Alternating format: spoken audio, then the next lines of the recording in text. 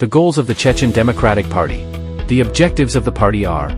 the restoration of an independent, legal, national and democratic state, working towards its deoccupation with the help of the international community, formation of a transparent and accountable government, formation of effective state institutions, holding an international court of mass war crimes of Russia in the Chechen Republic of Ichkeria, compensation for moral and material damage caused to the Chechen nation, restoration of factories and enterprises, medical, educational and cultural institutions, architectural monuments and cultural heritage destroyed during the Russian occupation war in the Chechen Republic of Ichkeria, active work for the Chechen state to gain a worthy place in the international community, unwavering protection of human rights and fundamental freedoms, economic revival of the country, formation of open market relations, development of free enterprise, small and medium-sized businesses, development of agriculture and industry, development of medicine, the development of technology and technology, the development of information technology, ensuring social protection for all sectors of society,